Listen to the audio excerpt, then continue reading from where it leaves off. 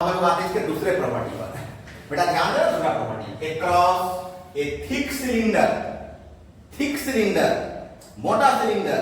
मतलब मोटा कंडक्टर,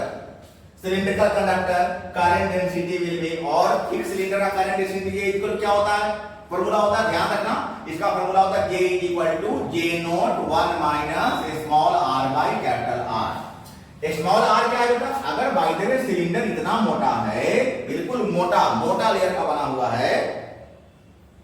जैसे पाइप सिलिंडर है, लेकिन पाइप का जो लोहा है बहुत मोटा है, कल्पना कर मोटा लोहा का पाइप है,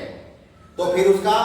इनर रेडियस और आउटर रेडियस दोनों अलग अलग होगा ना। ऐसा ही समझ ले कि ये जो पाइप है वो बिल्कुल इतना ही कलर किया हुआ, मान ले कि ये इतना मोटा है, तो फिर इसका इनर रेडियस स्मॉल r होगा और आउटर रेडियस कैपिटल R होगा, और एक इनर रेडियस है, आउटर रेडियस है, फॉर्मूला होता है J equal to J naught 1 minus R by R।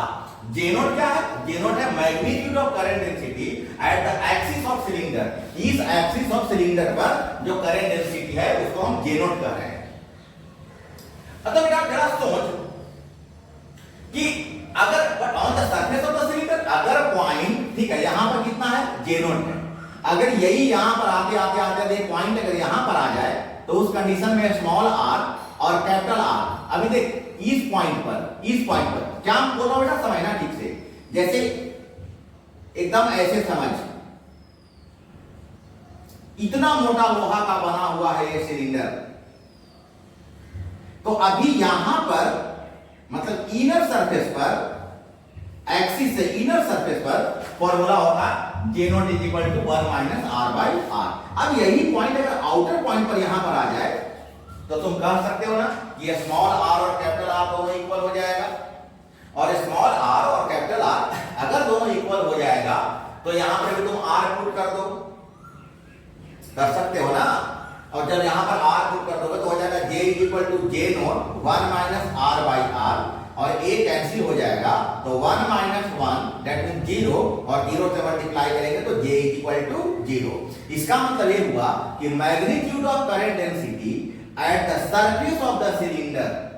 At the surface of the cylindrical conductor, जैसे देखो ये कंडक्टर सिलिंड्रिकल कंडक्टर है, तो सिलिंड्रिकल कंडक्टर के इस सरफेस पर जो मैग्नीट्यूड करंट डेंसिटी का जो मैग्नीट्यूड होगा, अरे मैग्नीट्यूड भीतर होगा, अरे बेटा बहुत अच्छा से समझना कि तुम ये रूम है तो क्या तुम रूमवा के एकदम दीवारवा के कोनवा पे जाके बैठो, क्या एकदम आउटर पार्ट पे जाके बैठ सकते हो, क्या नहीं बैठ सकते हो।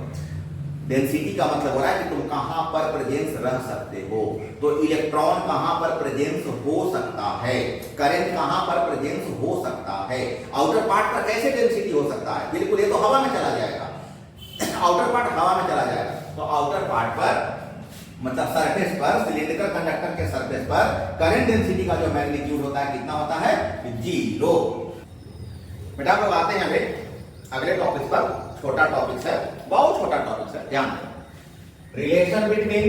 हमको संबंध निकालना है, संबंध ज्ञात करें,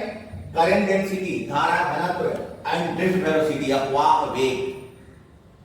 धारा घनत्व और अपवाह वेग में संबंध बताएं, relation between current density and drift velocity. बेटा मैं तुम्हें बता चुका हूं ना कि this drift velocity is equal to I equal drift पढ़े I equal N E A V D,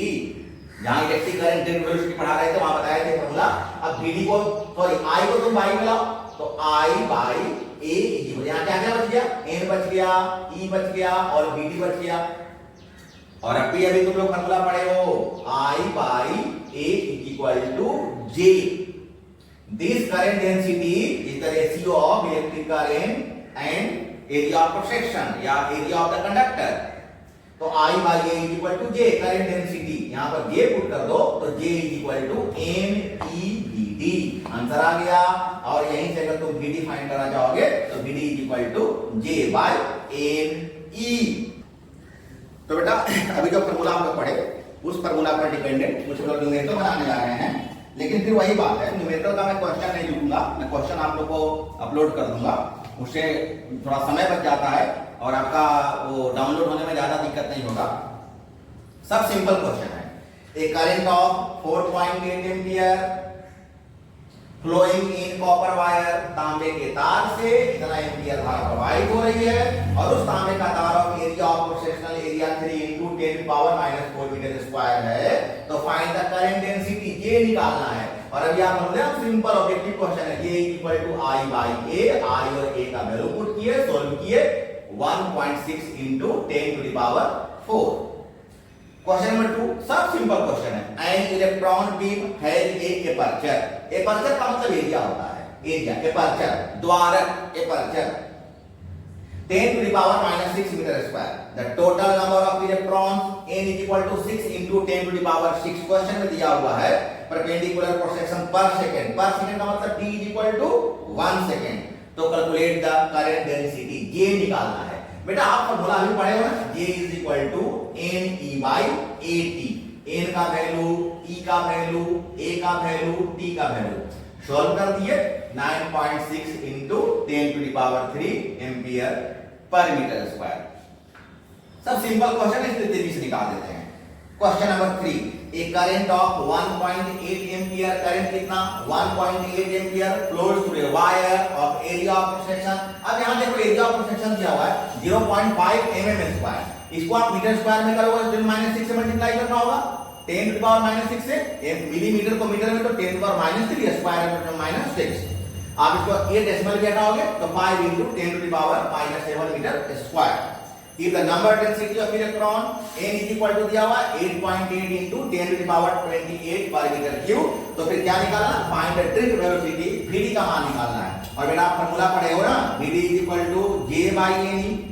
लेकिन j तो यहां दिया हुआ नहीं, या तो j आप अलग से निकाल लो, क्यों निकालोगे, डायरेक्ट पुट कर लो, j is equal to I by a, ne, I भी पता है, n a भी पता है, n भी पता है और e का मान तो आप ऑलवेज जानते हो, सभी का वैल्यू लेकर सॉल्व करते हैं तो 2.56 into 10 to the power -4 metre पर सेकेंड। और एक question number 4, find the current density, ये निकालना है इन वायर हैविंग डायमीटर, इसका डायमीटर दिया हुआ है 0.2 सेंटीमीटर, मतलब रेडियस हो गया 0.1 सेंटीमीटर, मीटर में कन्वर्ट कर लो, 10 to the power -2 से मल्टीप्लाई कर लो, 8 डेसिमल हटाओ मतलब 10 to the power -3 मीटर, क्या आ गया रेडियस। और करंट दिया हुआ है विच करंट ऑफ 10 एम्पियर फ्लो, उससे धारा कितना प्रवाहित हो रहा है, 10 एम्पियर धारा प्रवाहित हो रहा है, तो डेंसिटी निकालना है I by A, लेकिन area is equal to pi r square, तो I by pi r square, I कितना 10, पाई 3.14 और R स्क्वायर, इसका स्क्वायर करेंगे तो 10 to the power -6, इसको सिंपलीफाई करेंगे तो 3.18 into 10 to the power 6 ampere per metre square. बेटा लास्ट क्वेश्चन,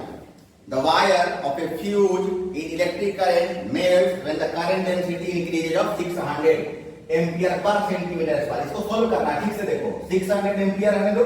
सेंटीमीटर स्क्वायर का मतलब 10 to the power -4 metre square, इसको ऊपर ले जाओ तो 600 into 10 to the power 4 ampere per metre square, और ये जीरो दोनों जीरो के बीच में मर्ज कर लो तो 6 into 10 to the power 6 ampere per metre square. What should be the diameter, d निकालना है, डायमीटर d निकालना है, what should be the diameter, कितना व्यास होना चाहिए of the wire so that it may limit the current of 0.4 ampere. तो diameter निकाला, करंट दिया हुआ 0.4 एम्पियर, बेटा क्या फॉर्मूला होता है, J equal to I by A, पढ़े हो ना, A को तोड़ दो पाई आर स्क्वायर और R equal to D by 2, radius diameter का हाफ होता है। अब एक D का स्क्वायर तो रह जाएगा, 2 का स्क्वायर 4 ऊपर चला जाएगा, मतलब J इक्वल टू ये 4 ऊपर चला गया, I into 4 pi D square, हमको D निकालना है, मतलब हमें डी स्क्वायर को यहां लाते हैं तो ये यहां चला आएगा, डी स्क्वायर को यहां लाएंगे ये यहां चला आएगा, और यहां से स्क्वायर हटाएंगे तो रूट हो जाएगा। अब सबका वैल्यू पता है, 4 का रूट बाहर निकाल लो 2, आई का वैल्यू 0.4, पाई मींस 3.14, 3.14 और जे means 6 into 10 to the power 6, ये नहीं होगा ऐसा, मतलब ये हो गया 2 तो रह गया और 10 to the power 6 आ गया तो 10 to the power 3, यहां पर आ गया 0.4 और 3.14 और इंटू 6। अब जब हम इन सभी को सिंप्लीफाई करते हैं तो 0.29 into 10 to the power -3 metre या 0.29 मिलीमीटर। बेटा ध्यान दो, यहाँ पर आके तुम्हारा पूरा करंट डेंसिटी फिनिश हुआ।